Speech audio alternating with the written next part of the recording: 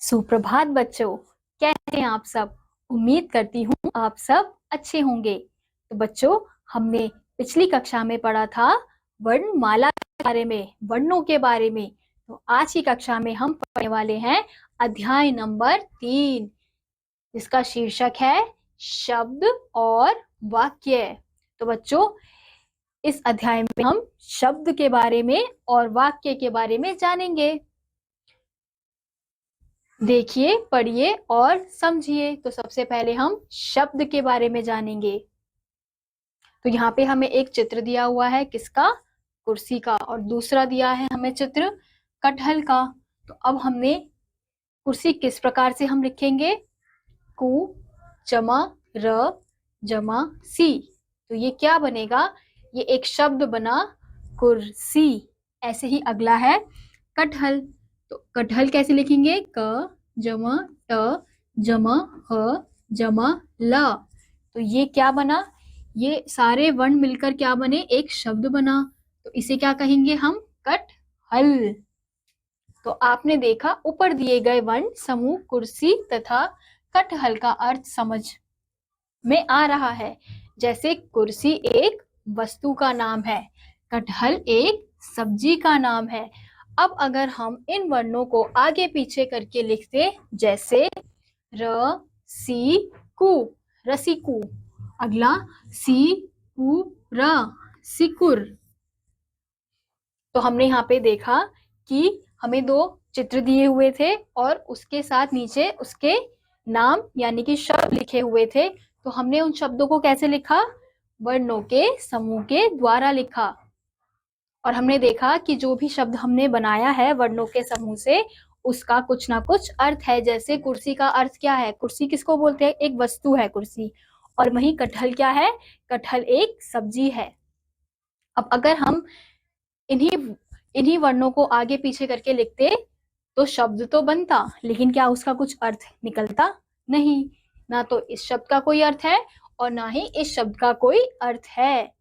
ऐसे ही ट क ल ह, टकलह, इसका भी कोई अर्थ नहीं है।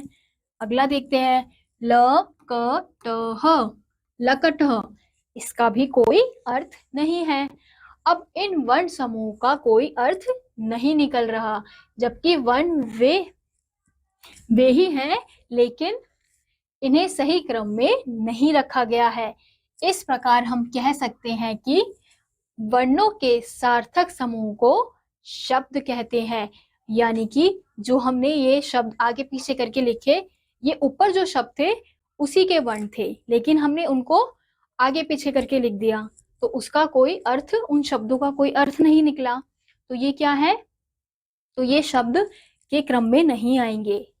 तो इसलिए कहा जाता है कि वर्णों के सार्थक समूह, सार्थक समूह यानी कि वह समूह जो अच्छे से सही प्रकार से लगाए गए हो और उन शब्द का कुछ अर्थ निकलता हो, तो उन्हें हम कहते हैं शब्द। इसी के साथ आगे चलते हैं। अब हम देखेंगे शब्द के भेद। शब्द दो प्रकार के होते हैं। कौन कौन से? सार्थक और निरर्थक। तो सबसे पहले हम सार्थक शब्द के बारे में पढ़ते हैं। जिन शब्दों का अर्थ स्पष्ट रूप से समझ में आ जाए उन्हें सार्थक शब्द कहते हैं। जैसे लड़का, लड़की, केला, शेर, बंदर आदि। तो ये क्या है? यह हमारे कुछ सार्थक शब्द हैं। सार्थक शब्द किसे कहते हैं? वह शब्द जिनका अर्थ हमें स्पष्ट रूप से यानी कि अच्छे रूप से हमें समझ आ जाए, उन्हीं शब्द को हम कहते हैं सार्थक शब्द। अब दूसरा है निरर्थक शब्द। जिन शब्दों का अर्थ स्पष्ट ना हो उन्हें निरर्थक शब्द कहते हैं। जैसे कीलड़, लाके, रशे, दरम्ब आदि। तो यहाँ पे हमें कुछ शब्द दिए गए, ये कीलड़, लाके, इनका कुछ अर्थ निकल रहा है? नहीं। तो इसलिए ये क्या कहलाएंगे? यह कहलाएंगे हमारे निरर्थक शब्द। क्यों?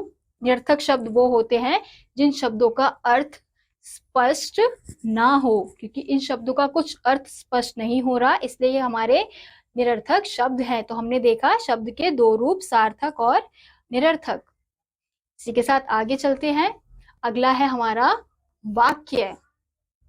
देखिए, पढ़िए और समझिए। तो यहाँ पे हमें दो चित्र दिए हुए हैं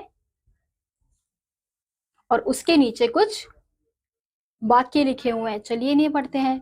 बंदर जमा केला जमा खाता जमा है। अब इसे हम जोड़ के लिखे तो बंदर केला खाता है।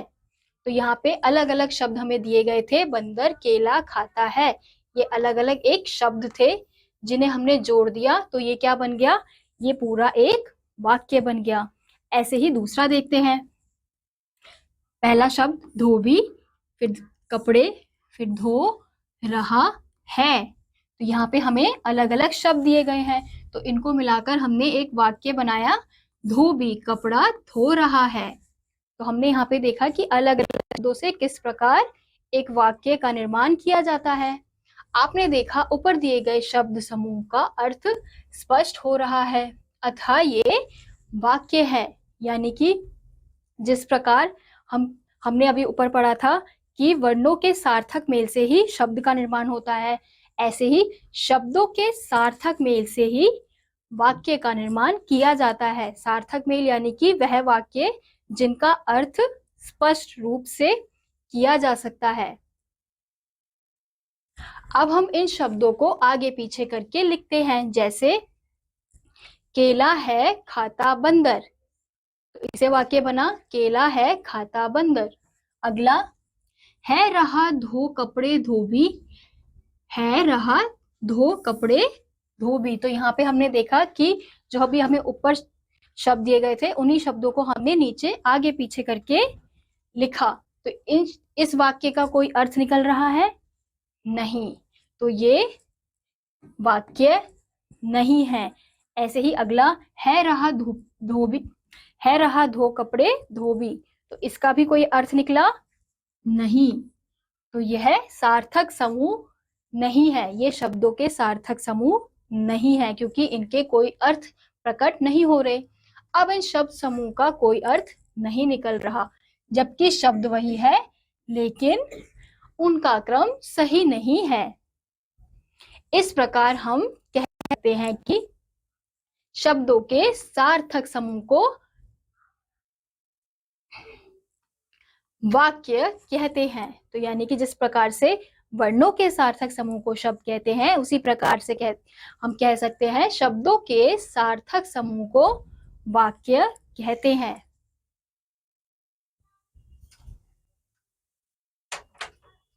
तो बच्चों, हमने सीखा वर्णों के सार्थक समूह को शब्द कहते हैं। शब्द के दो भेद हैं, कौन कौन से? सार्थक शब्द और निरर्थक शब्द। सार्थक शब्द कौन से होते हैं? जिन शब्दों का कुछ अर्थ स्पष्ट रूप से निकलता है, और निरर्थक जिनका कोई अर्थ स्पष्ट रूप से नहीं निकलता। शब्दों के सार्थक समूह को वाक्य कहते हैं। हम आपसी बोलचाल में शब्द और वाक्यों का ही प्रयोग करते हैं। तो हमने यहाँ पे देखा जो हम बोलचाल, आपसी बोलचाल यानी कि जो हम आपस में बातचीत करते हैं वो कैसे करते हैं? वो शब्द और वाक्यों के प्रयोग से ही करते हैं।